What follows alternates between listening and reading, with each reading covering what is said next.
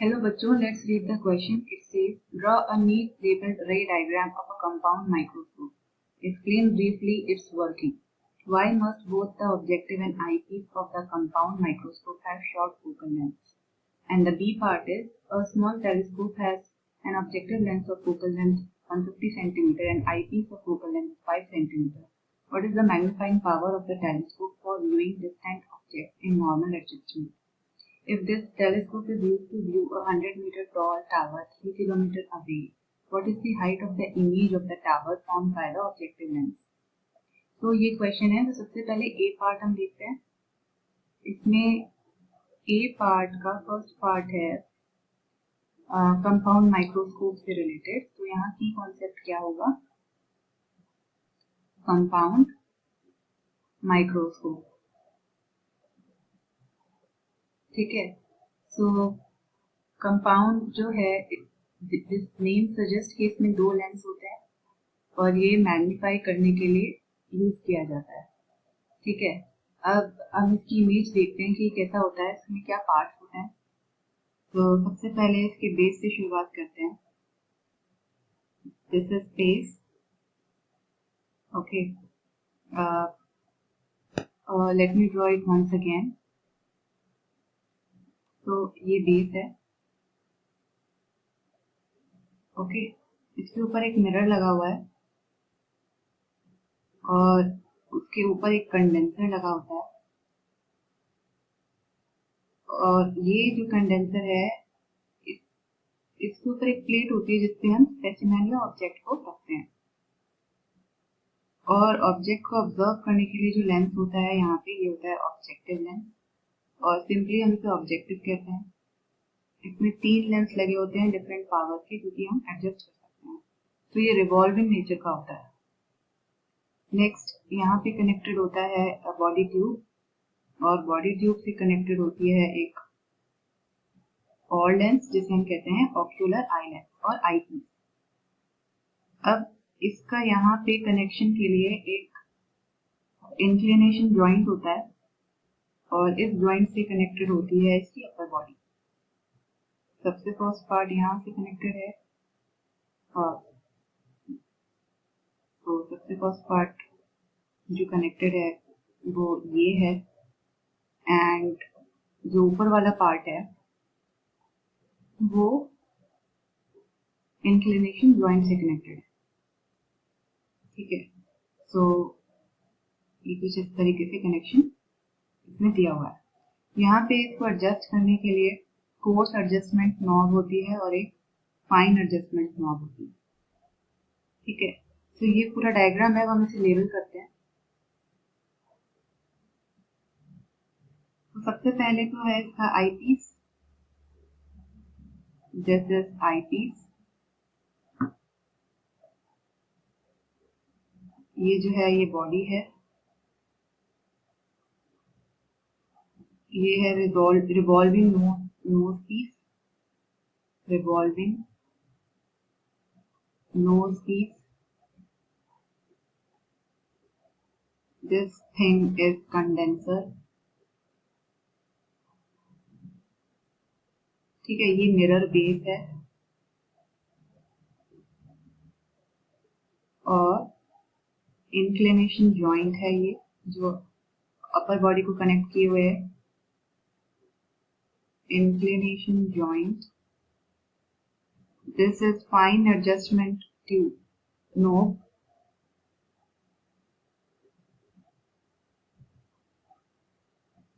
and the upper one is coarse adjustment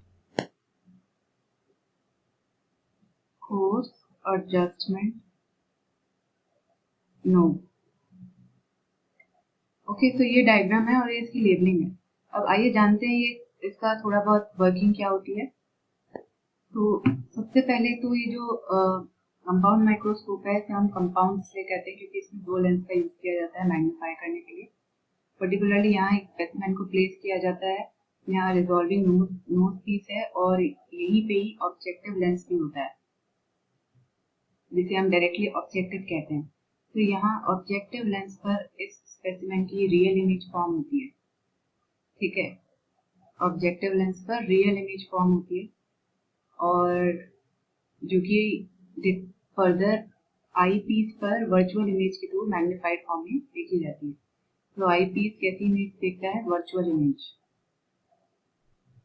ठीक है, तो ऑक्यूलर यहाँ पे जो ऑब्जेक्टिव लेंस है ये सबसे पहले स्पेसिमेन की इमेज ड्रॉ करता है, रियल इमेज, और फिर आईपीस से हम वर्चुअल इमेज को देखते हैं। कंडेंसर जो है वो फोकस्ड लाइट को फोकस करने में हेल्प करता है जो बेस से आती है स्पेसिमेन पर। और ये एक तरीके का ब्राइट लाइट कंपाउंड माइक्रोस्कोप है जो डायरेक्टली लाइट सोर्स से हम ऑब्जर्व करते हैं इसके मैग्निफिकेशन को। डायरेक्टली लाइट सोर्स सबसे पहले स्पेसिमेन से पास होती है जो कि ऑब्जेक्टिव लेंस पर ऑब्जर्व की जाती है, देन आईपीस पर। तो ये पूरा अरेंजमेंट है।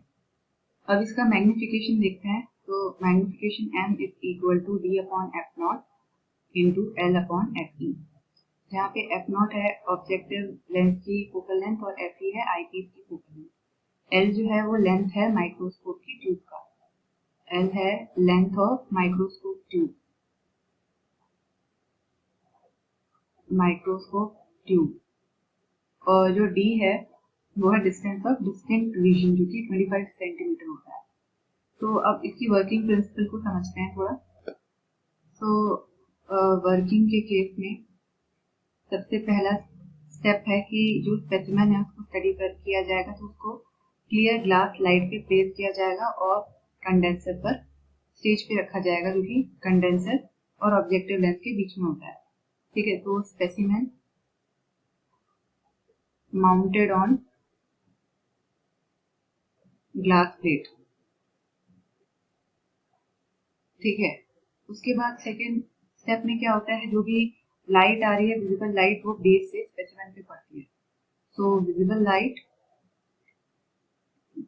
इंसिडेंट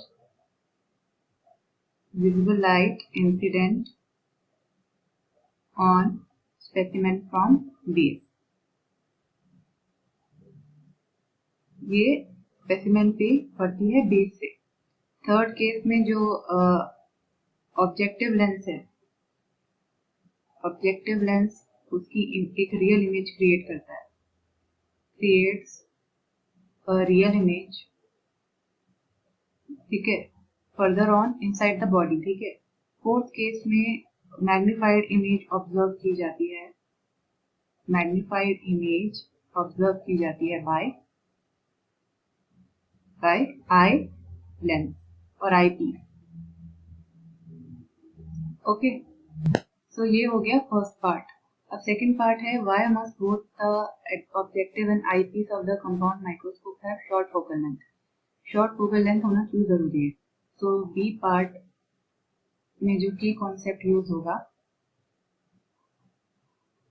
वो है मैग्निफिकेशन। तो इस केस में मैग्निफिकेशन का अगर हम फॉर्मूला देखें जो अभी हमने लेंस के केस में लिखा और कंपाउंड माइक्रोस्कोप के केस में, तो वो होता है d upon F naught into L upon F ई। ठीक है, यहाँ d distance of distinct vision है, एफ नॉट ऑब्जेक्टिव लेंस का फोकल लेंथ है, आई पीस का फोकल लेंथ है एफ ई, और एल है लेंथ ऑफ द माइक्रोस्कोप। सो इस केस में यहाँ पे देखें तो मैग्निफिकेशन इनवर्सली प्रोपोर्शनल है F not and F E के। तो अगर एफ नॉट और एफ ई दोनों स्मॉल होंगे तभी हमें मैग्नीफाइड इमेज मिलेगी। ठीक है, तो यही रीजन है कि एफ नॉट और एफ ई का स्मॉल होना क्या इंप्लाई करता है कि मैग्निफिकेशन ज्यादा हो, तो इसलिए इन दोनों को स्मॉल होना पड़ता है for better magnification in a compound microscope. So B part है कि इसमें एक स्मॉल टेलीस्कोप की बात की गई है और ऑब्जेक्टिव लेंस और आईपीस की फोकल लेंथ दी गई है, और हमें सबसे पहले तो मैग्नीफाइंग पावर निकालनी है और बताना है कि जो अगर हम किसी टावर को ऑब्जर्व करते हैं जो कि 100 मीटर टॉल है और 3 किलोमीटर डिस्टेंस पर है, तो इमेज टावर की कितनी बड़ी होगी, उसकी क्या हाइट होगी। ठीक है, तो इस केस में यहाँ माइक्रोस्कोप से डील नहीं कर रहे हैं हम लोग, टेलीस्कोप से डील कर रहे हैं। तो key concept in B part is, key concept here is magnification of telescope, ठीक है। तो कोई भी पर्टिकुलर ऑब्जेक्ट है, यहाँ पे टेलीस्कोप जो है उसमें भी दो मेन लेंसेज का यूज किया जाता है। दो मेन लेंस होते हैं जिसमें से पहला होता है ऑब्जेक्टिव और दूसरा होता है आईपीस।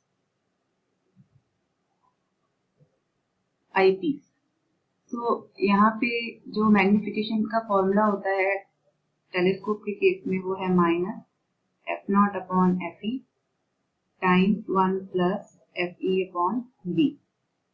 तो f0 जो है फोकल लेंथ है ऑब्जेक्टिव की, fe है फोकल लेंथ आईपीस की, d है डिस्टेंस इमेज डिस्टेंस जो कि है 25 सेंटीमीटर और least distance of distinct vision.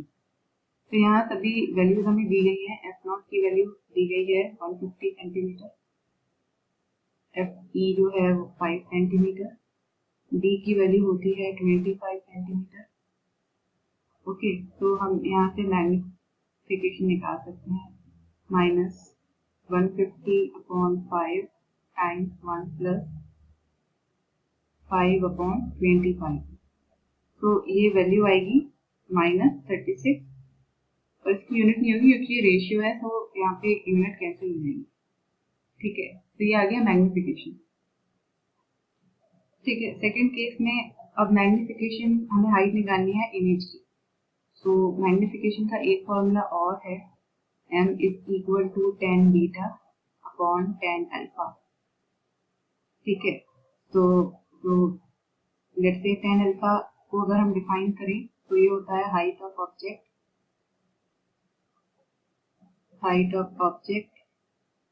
divided by distance of object from the objective.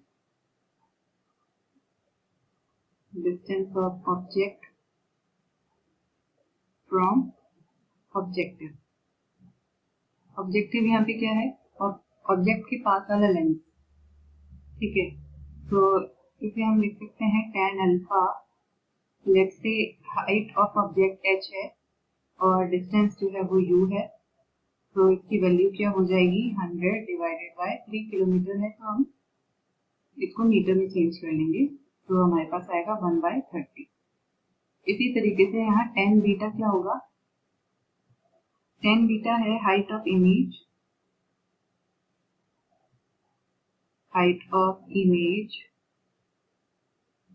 Divided by distance of image formation. Distance of image formation. तो tan beta क्या हो जाएगा, यहाँ पे हाइट ऑफ इमेज हमें कैलकुलेट करनी है। लेट्स से ये h डैश है और डिस्टेंस जो फॉर्म होगा वो d पर फॉर्म होगा, तो ये होगा h डैश अपॉन 25। तो यहाँ से हम h डैश कैलकुलेट कर सकते हैं, h डैश अपॉन 25। एक सेकेंड, यहाँ पे अगर हम फॉर्मूला लिखें तो formula will be m is equal to tan beta upon tan alpha. तो ये है h dash upon 25 divided by, हमने tan अल्फा कितना निकाला है 1/30, तो यह आ जाएगा 1/30। तो h dash is equal to, और h dash into 30 divided by 25 is equal to m। So m हमने पहले कैलकुलेट किया था इस पर्टिकुलर फॉर्मूले की हेल्प से, जो कि -36 आंसर आया था। तो यहाँ पे प्लेस कर देते हैं -36 equal to h dash into 30 divided by 25। तो h dash is equal to -36 into 25 divided by 30। तो h डैश की वैल्यू कितनी आएगी -30 सेंटीमीटर। तो यहाँ जो नेगेटिव साइन है वो इंडिकेट कर रहा है कि इन्वर्टेड इमेज फॉर्म में, इन्वर्टेड इमेज। ठीक है, तो ये है आंसर पार्ट बी का। So I hope you understood it well. Best of luck.